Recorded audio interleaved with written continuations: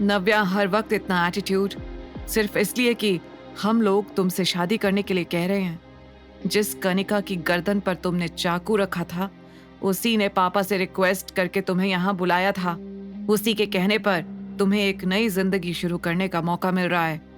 हम सबकी बात मानो और मिस्टर अहलूवालिया से शादी कर लो।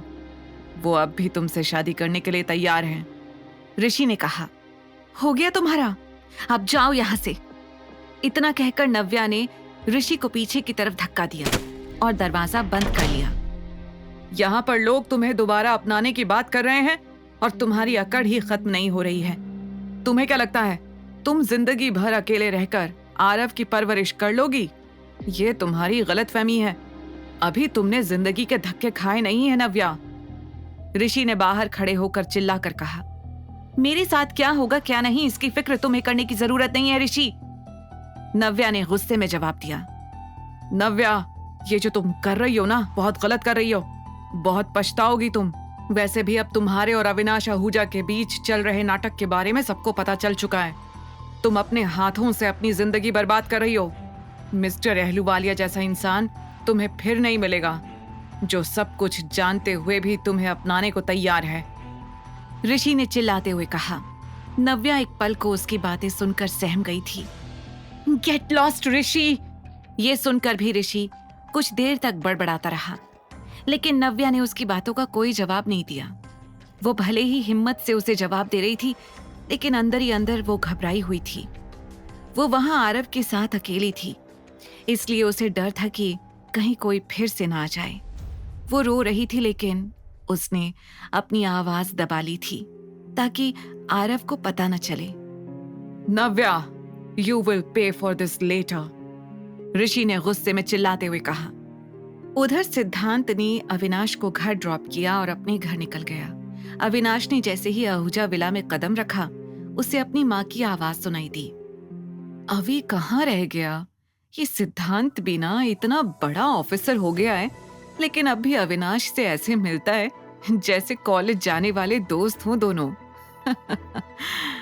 शीरीन ने सलाद खाते हुए कहा, अरे भाई, बचपन के दोस्त हैं दोनों, मिलने दो। वैसे भी अविनाश का और कोई खास दोस्त नहीं है। हमसे नहीं तो कम से कम उससे तो अपने मन की बात कहता होगा। रतन ने इतना कहा ही था कि तभी उसकी नजर अविनाश पर पड़ी। अरे अविनाश, आ गए तुम? हम तुम्हारे बारे में ही बात कर रहे थे। रतन ने कहा, आओ अभी हमारे साथ डिनर करो। शीरीन ने मुस्कुराकर कहा, नहीं मॉम, मैं डिनर करके आया हूं। अरे तो क्या हुआ, हमारे साथ भी तो बैठो थोड़ी देर, रतन ने कहा, जिसके बाद अविनाश को बैठना ही पड़ा।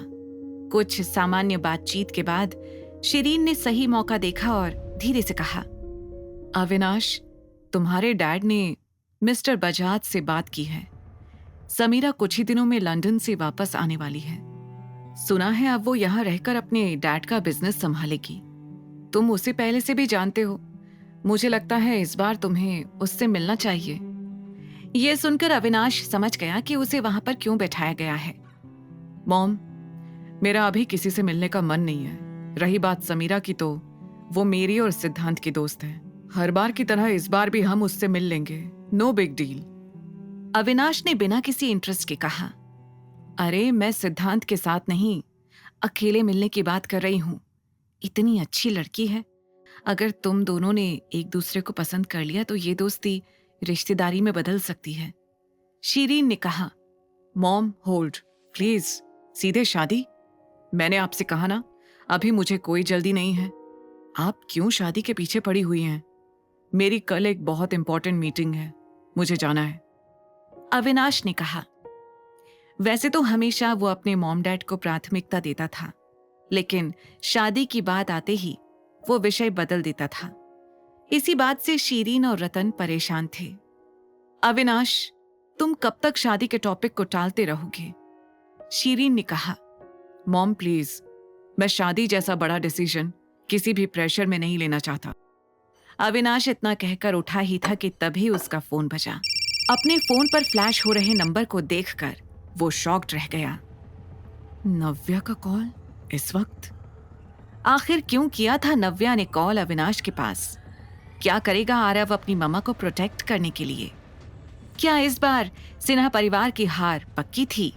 आगे की कहानी जानने के लिए देखें अगला एपिसोड सिर्फ पॉकेट एफएम के यूट्यूब चैनल पर, और द रिटर्न के सारे एपिसोड्स को सुनने के लिए डिस्क्रिप्शन में दी लिंक से डाउनलोड करें पॉकेट एफएम ऐप।